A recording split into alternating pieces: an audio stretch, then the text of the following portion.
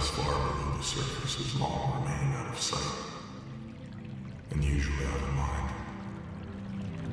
Now, however, humanity's close ties to the ocean are sinking deeper. It's my pleasure to present Cavan McLaughlin. All right, okay, so my paper today will be highlighting a few important findings of my recently submitted practice-based PhD into the study of occultural production, which I believe in my research was actually coined by Igor Asprim. I can't find an earlier usage of the term, in case you wanted to know. Occultural production, for clarity, is nothing more than a specific form of cultural production. Practice-based methodologies, approaches to the study of occultural theory are extremely uncommon, although starting to emerge. Phil Lagarde, just recently, his PhD is in this area. Importantly, the theory-practice dichotomy is one of the many binaries that my thesis approaches with criticality. As with most practice-based PhDs, the thesis is comprised of an extensive portfolio of practices and an accompanying exegesis. It's vital to view such an analytical exegesis and the appended portfolio of practice as a whole and integrated body of work that co-constitutes the thesis. It's perhaps unfortunate that such a thing need to even be stipulated, but as Jose Arnold highlights in their scrutiny of practice-based PhDs in creative writing, there has been a legacy of the exegesis being understood in some sense as legitimizing the practice elements. Fortunately, despite remnants of this legacy lingering in both open admissions and suppressed but nevertheless impactful biases, the prevailing understanding is that theory and practice are inextricably linked and mutually dependent. The production of creative artifacts and engagement with practice within the academy not only offers a, quote, dynamic contribution to the culture, end quote, but also extends our understanding of what makes up knowledge itself. As Hasselman also contends, quote, my electronic page is choosing not to move. These strategies reinterpret what is meant by an original contribution to knowledge.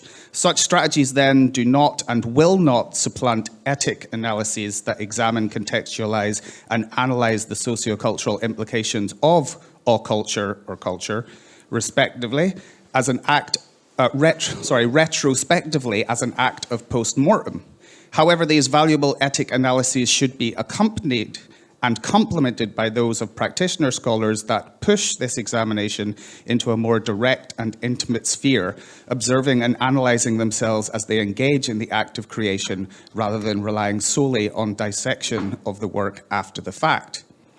Practitioner scholars, then, are not to be considered in any regard as superior to scholars who provide strictly theoretical analyses from an ethic outsider position, but rather they are simply able to widen and further knowledge production by offering, quote, new epistemologies of practice distilled from the insider's understandings of action in context, end quote. And I hope that answers to at least one of your points earlier, Eagle. Okay. So this is just a photograph from a form that I had to fill out, which is how I like to introduce myself as a practicing magician. This got a lot of interesting, they actually said to me, they said, look, if you're atheistic, you can just say, you don't need to make fun of the process. Properly accepting and participating in the mutual interdependence of the combined thesis in this manner opens up a space for what Arnold calls a multi-layered discourse that draws together practicum and the academe into an artist-scholar nexus praxis. In this phrasing, Arnold draws together some of the aspects of practicum and the academe within the totality of the artist-scholar dyad. In my thesis, however, the practica can be understood as not strictly limited to artistic or creative endeavors, because I am an esoteric artist, a writer, a creative media practitioner, but I am also a practice scholar, both in terms of being an artist scholar, but also a practicing magician. So practitioner in this sense ends up having two different usages, but also in my work, there's a huge amount of overlap about how these terms are applied and with regards to theory related to practice and practitioners. Okay. I don't know if this is going to work. We practiced it and it didn't. Tell me what you're going to be when you grow up, Cavan. I am going to be a magician. I just found this, and I use any excuse to add it to my. So this is from a long time ago, apparently. Okay, I will now offer my standard disclaimer that I do. How am I going to be when you grow up? No, it's trying to play that again. Okay. In light of the concerns of insider practitioner status with respect to credulity, religionism, and potential metaphysical assumptions that might underpin problematic epistemological and ontological assertions, and indeed all manner of truth and knowledge claims, I will also declare that despite being deeply interested in esotericism and so-called magic, I'm personally both a skeptic and subscribe to multi-model agnosticism. This means that with respect to truth and knowledge claims, these are not held as objectively true due to an inadequacy of definitive and incontrovertible evidence. Such a disclaimer is particularly important around scholars of religion and the academic study of esotericism, I've found. Indeed, one particularly prominent issue I encountered working in a transdisciplinary way was that different academic fields and disciplines can prioritize different methodologies and theoretical perspectives. Some of the ideas and concepts and discourses of my thesis are commonplace, well-established, and perhaps even rudimentary for those well-versed in certain disciplines, yet less common and less well-integrated into others, and vice versa. This problem of multiple audiences was particularly visible in the shift between the two fields, and consequently two academic audiences, most focused on in my work, namely the academic study of esotericism and cultural studies. These fields have some interesting similarities as well as some significant differences that need to be considered. Cultural studies since its inception has been, quote, an engaged form of analysis, end quote.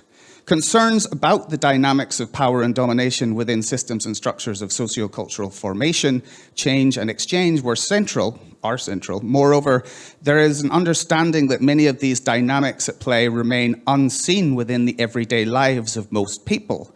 As Ben Highmore, a prominent cultural scholar, explains, quote, everyday life is not simply the name that is given to a reality readily available for scrutiny. It is also the name for aspects of life that lie hidden. To invoke, interesting word, an ordinary culture from below is to make the invisible visible, and as such has clear social and political resonances. To summon up, again, doesn't seem accidental, to summon up a specific everyday or to call to a group of people together so as to recognize a shared everyday life has been an important step in bringing to visibility the lives of those who have been sidelined by dominant accounts of social life.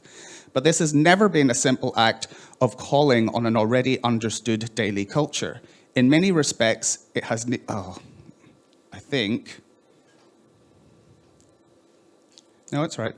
In many respects, it has needed to produce that culture, end quote. Cultural studies, then, has always been concerned with hidden and occulted forces and meanings within people's lived experience. It also seeks to take the important step in bringing to visibility through action. Cultural studies has never shied away from active attempts to produce the very culture that it critiques and from producing cultural artifacts that analysis has shown it has needed. This is precisely what the current study, my own, has sought to do with respect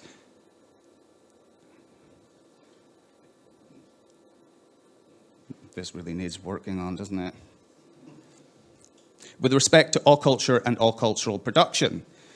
Since Favre's field pioneering volume, Access to Western Esotericism, transdisciplinarity, or at least interdisciplinarity, has always been seen as a feature of the academic study of esotericism, where the boundary of the field of study is described by Favre as happily quite fluid, favoring and respecting its transdisciplinary character, which considerably overflows into art, politics, literature, history of ideas, end quote.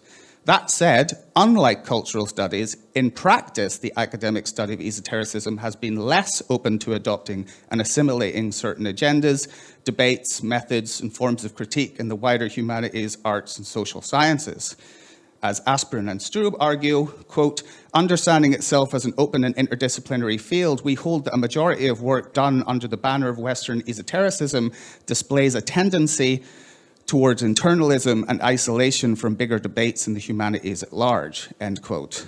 Concerns related to the continued instances of self-marginalization of the academic study of esotericism would suggest that despite critical calls for a vital need for the adoption of new theoretical and methodological approaches, many scholars in that field still wish to draw clear lines between these agendas of esotericism, insofar as esotericism itself actually is often about emancipation, and those of the study of esotericism within the academy.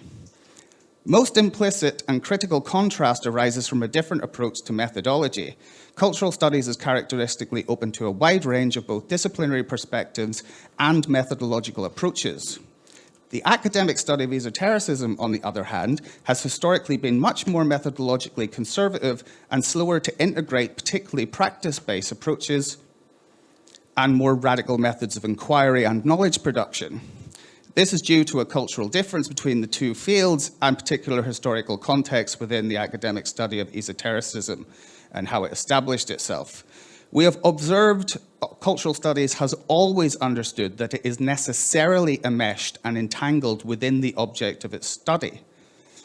As Johnson et al. Observe, quote, "The object of knowledge is not something that we find as an object separate from ourselves. Our participation in our subject of research is, on the contrary, inevitable," end quote. Whereas the academic study of esotericism has, as we've heard this morning, historically preferred the retention of a clearly delineated outsider ethics status within its scholarship, though not for all of its scholars. So fortunately, speaking to that, and again, building on what Eagle said this morning, fortunately we're witnessing the emergence of a turn within the field of esotericism and the subsequent shift in openness to more radical positionality, bridging practitioner-scholar divides and more varied methodologies and theoretical approaches. These include the establishment of the RENCEP in 2002, which I'm extraordinarily grateful to Eagle for his comments, which actually echo some thoughts of my own. Perhaps we can talk about that a little later in the Q&A and possibly the bar. But RENCEP still is an important step, undoubtedly. Of course, there's also the 9th Annual International Conference of ESWE in 2023, with its focus on Western esotericism and practice for the conference theme. And of course, the ongoing efforts of my own research network founded as a part of my PhD research, Trans-States. This emerging turn or shift is succinctly described by scholar of esotericism and trustee, one of the co-founders of RENCEP, Bernd Christian Otto, in the abstract written for his presentation at the Occulture conference in 2022 on precisely this topic. It was titled Practitioner Scholarship and the Co-Production of Knowledge in the Study of Esotericism. In his abstract, he explains, quote, "Until very recently, this scholarship tended to distance itself from practitioner groups, which were often deemed to be grounded in religionist agendas and thus considered methodologically uncritical or historically biased when perceived through scholarly lenses. Whether or not these stereotypes are justified, in recent years we have seen a shift in this unfortunate trajectory, a shift that has been largely inspired by the emerging debate about practitioner scholarship in the study of esotericism. The prospects of enhanced and potentially more fruitful cooperations between scholars and practitioners remain unclear, and as a consequence, the bridge between scholars and practitioners is still a fragile one, and the extent to which certain approaches that scholars are actually taking in attempting to do that and how successful that will be remains to be seen yet. But at least there is a willingness, and that's an excellent step in the right direction. Okay. Looking at the relationship between the study of esotericism and cultural studies is vital because of how significantly the former has adopted the concept of occulture. Partridge's work on occulture itself crosses disciplinary boundaries. Although the introduction of occulture to the Academy and the Reenchantment of the West, 2004, has a more sociological focus, with an examination into how occulture both shapes and reflects contemporary spiritual practice and religious identities, Partridge's research more broadly also falls within the remit of cultural studies and cultural history and cultural theory. And occulture, since its inception, has been, quote, very influenced by contemporary cultural theory, and in particular the Birmingham School. In reviewing the chronology, development, and refinement of occulture as a constructed scholarly category, I conducted an investigation of the most impactful and significant publications related to the evolution of occultural theory and its application within academia, although we could probably tack Phil Lagarde on the end of this now, so my apologies to Phil, I'm glad he's not here to see this. Throughout this research and the associated curation process that resulted in the literature review I undertook, a particularly visible twin thread was unearthed. The first component of this twin thread were the themes of alienation and alienated agency. So obviously I'm being playful with this. I would like to talk about that, but I have to make some choices here. The second is occultural theory's adherence to and subsequent extension of the cultural studies agenda towards the ethical concerns of encounters with other than humans. Okay. Within occultural theory, this concern of the other than human is mostly with respect to non-human animals and bios, that's to say the ecology, landscape, etc. And this is in regards to occultural theory being taken into the domains of posthumanism through the work of Patricia McCormack. But it's easily and appropriately extended to other esoteric other than human entities and the ethical concerns with regards to that. So my thesis then offers a comprehensive exploration of occulture in theory and practice by integrating practice-based methodologies with theoretical analyses. The study not only advances the discourse on occultural theory, but also establishes a framework for future investigations within an emergent subfield of occultural studies. Through a transdisciplinary lens, the research delves into the intricate relationships between the art and science of occulture and cultural resistance, and makes a case for an extension of the cultural studies agenda towards the ethical concerns of encounters and collaborations and interactions with other than humans. The research underscores the transformative potential of occultural production as a form of emancipatory and response-able collaborative survival, cultural engineering, and occultural evolution. With respect to how and why I ended up applying a theoretical framework on occulture and occultural production that I have called Revision and Weird Worlding, the title of this, I will literally actually only touch on that. I wanted to say a lot more on that too, but I had to make choices of where I would focus. But in terms of just touching on it a little, yes, 2 minutes. Yep. No, I'm good. I'm losing 2 minutes from checking if I'm good.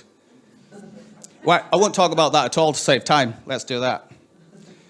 So the setting up of trans states itself was actually part of my research and in itself qualifies as occultural production in the creation of an occultural network. So of course, occulture is concerned with networks and fora as much as it is with artifacts? That too, artifacts and practices. And so, yes, this idea of occultural studies was put forward by Jack Bratich, and I've talked about this before in 2007. And I guess I'll go off script just to finish up.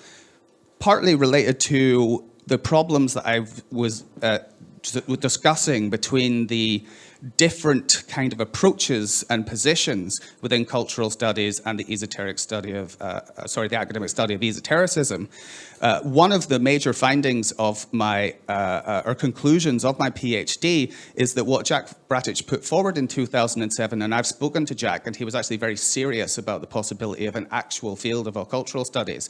I've come to the conclusion that that is what I have been doing, and it's what we're doing at Trans States. And although there's a huge overlap with the important work in the academic study of esotericism, if they're going to be a little slower to catch up with some of the things that we consider incredibly normal and debates that were 50 years old at this point, then maybe we just do something different under a different name until they catch up with us. So my journal, which is not out yet, unfortunately, because of my incredible ill health over the last couple of years, before I submitted my PhD, we switched the title, so it will actually be Monad Journal of Occultural Studies as a start of planting our flag and seeing if we can actually grow this important subfield.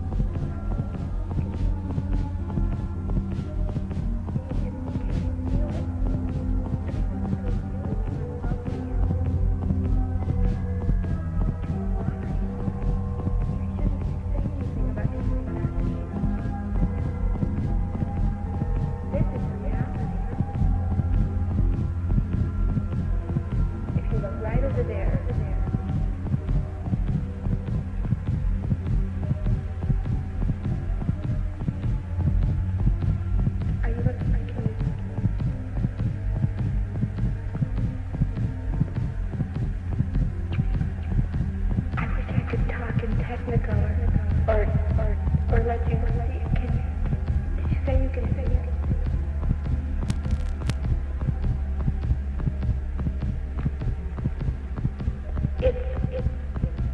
I can't tell you, son. If you can't see it, then you just never know it.